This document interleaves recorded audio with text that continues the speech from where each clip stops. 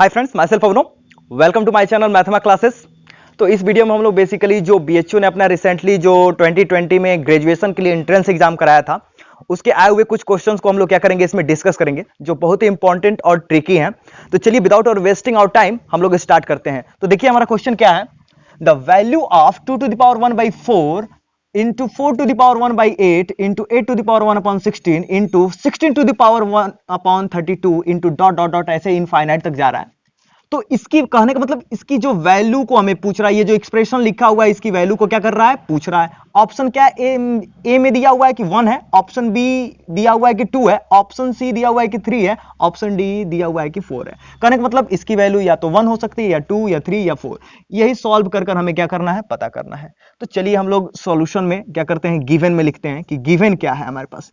तो गिवन में देखिए हमारे पास दिया हुआ है 2 to the power 1/4 into 4 to the power 1/8 into 8 to the power 1/16 into 16/1/32 into dot dot dot ऐसे क्या लिखा हुआ है, इनफाइनाइट तक लिखा हुआ है।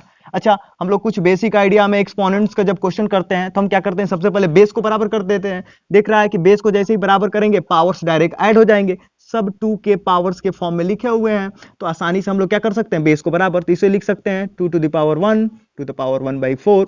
कोई चेंजेस नहीं आएगा, 2 के पावर 1 2 ही होता है, 1/4। इसे क्या लिख सकते हैं, 2 to the power 2 into 1/8। इसे क्या लिख सकते हैं, 2 to the power 3 into 1/16 into 2 to the power 4 into 1/32 into dot dot dot ऐसे इनफाइनाइट। सबको हमने 2 के पावर के रूप में क्या कर दिया, एक्सप्रेस कर दिया। ध्यान दीजिए, आपने एक फॉर्मूला पढ़ा होगा a to the power m to the power n। क्या हो जाता है, a to the power m into n। हम लोग एक्सपोनेंट्स में ये बेसिक फॉर्मूला पढ़ते हैं कि पावर का पावर क्या हो जाता है, मल्टीप्लाई हो जाता है। तो यहाँ पे भी वही लॉजिक लगाएंगे।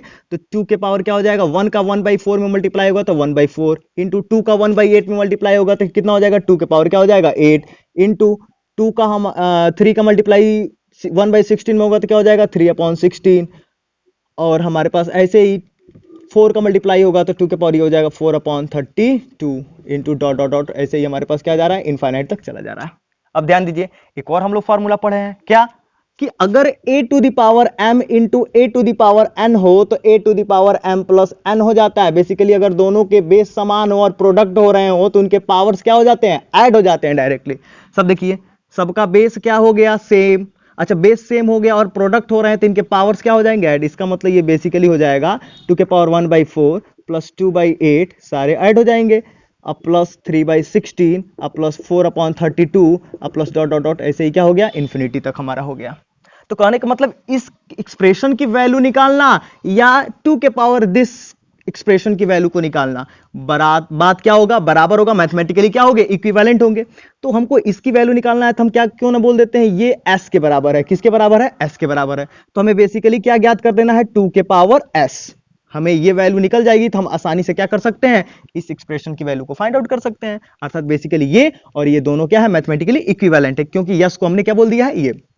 अब हम लोग चूंकि यहां पे s क्या होगा, लिख सकते हैं 1/4 अब प्लस 2/8 अब प्लस 3/16 अब प्लस 4/32 अब प्लस डॉट डॉट डॉट। ये हम आइडेंटिफाई करते हैं कि ये जो s है, अर्थात मेन टारगेट ये है हमारा कि हम इसका सम कैसे निकालें।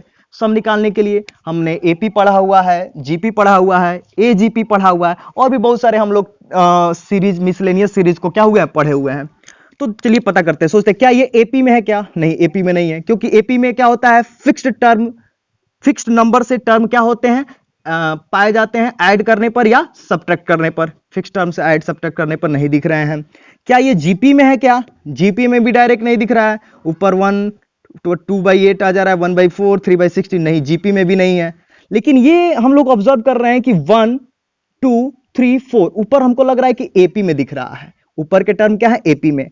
अच्छा, इस चीज को थोड़ा हम और विजुअलाइज करते हैं। देखिए हमारे पास लिखा हुआ है कि 1/4 अब प्लस 2/8 अब प्लस 3/16 अब प्लस 4/32 को हम देखिए और थोड़ा सा अच्छे से लिखें तो इसे लिख सकते हैं क्या, 1 इंटू 1/4 अभी भी आएगा। इस टर्म को लिख सकते हैं 2 इंटू 1/8।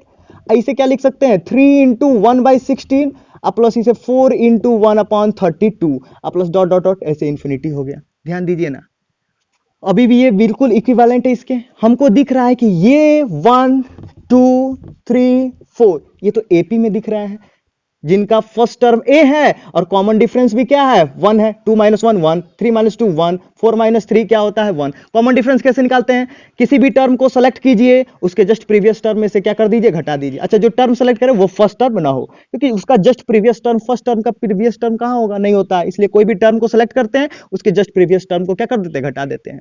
अच्छा, 1/4 को देखिए, 1/8 को देखिए, 1/16 को देखिए, ये भी हमको जीपी दिख रहा है। क्या हो रहा है, जीपी दिख रहा है। ये भी क्या है, हमारा जीपी है, जिसका फर्स्ट टर्म 1/4 है और कॉमन रेशियो यहां पे क्या है 1/2 है। कैसे कॉमन रेशियो कैसे निकालते हैं, किसी भी टर्म को सेलेक्ट करते हैं, प्रोवाइडेड एट वो फर्स्ट टर्म ना हो और उसके जस्ट प्रीवियस टर्म से डिवाइड कर देते हैं।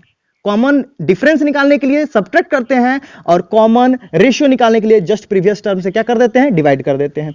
तो अगर इसकी बात करें तो यहां पर हम लिख सकते हैं कोरेस्पॉन्डिंग एपी क्या है, यहां पे कोरेस्पॉन्डिंग एपी है 1, 2, 3, 4 डॉट डॉट डॉट ऐसे इनफाइनाइट तक जा रहा है। अच्छा, कोरेस्पॉन्डिंग जीपी क्या है, कोरेस्पॉन्डिंग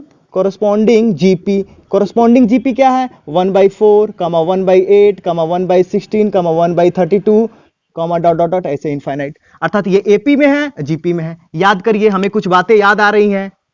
एपी और जीपी दोनों मिक्स है, इसका मतलब ये क्या है, ये जो सीरीज जो लिखा हुआ है S = 1/4, 2/8 plus 3/16 plus 4/32 dot dot dot infinite तक, ये एजीपी में है। क्या किसमें है, एजीपी। एजीपी क्या होता है, अरिथमेटिक जियोमेट्रिक प्रोग्रेशन। इसका पूरा नाम क्या होता है, अरिथमेटिक ज्योमेट्रिक प्रोग्रेशन होता है। ये कैसे फॉर्म होता है, अगर हमारे पास एपी है, जीपी है, उनके करस्पॉन्डिंग टर्म्स को मल्टीप्लाई करने पर जो प्रोग्रेशन या सीरीज उत्पन्न होता है उसे हम अरिथमेटिक ज्योमेट्रिक प्रोग्रेशन या सीरीज कहते हैं। देखिए ना, ये एपी है, ये जीपी है, इसका मल्टीप्लाई 1 × 1/4 1/4, 2 × 1/8 2/8। तो इसका मतलब क्या है कि ये हमारा एजीपी है। किसमें है, एजीपी। अच्छा, हमें मालूम चल गया एजीपी है, तो याद करिए कि हम लोग कैसे एजीपी के सीरीज का सम निकाला करते थे। हम क्या करते थे, इसके कॉरस्पॉन्डिंग जीपी का, अर्थात जो एजीपी है उसके कॉरस्पॉन्डिंग जीपी का कॉमन रेशियो पता करते थे। कॉरस्पॉन्डिंग जीपी कौन है, हमारे पास ये है। इसका कॉमन रेशियो कैसे निकालेगा हम लोग का, देखिए कोई भी एक टर्म को सेलेक्ट करिए, तो मान लेते हैं हम 1/8 को सेलेक्ट किए, डिवाइडेड बाई 1/4 कर दीजिए, क्या आ गया 1/2। या और भी हम किसी दूसरे को भी सिलेक्ट कर सकते हैं, मान लेते हैं आपको 1/16 पसंद आया, इसका जस्ट प्रीवियस टर्म क्या है 1/8, डिवाइड कर दीजिए, क्या आ गया 1/2।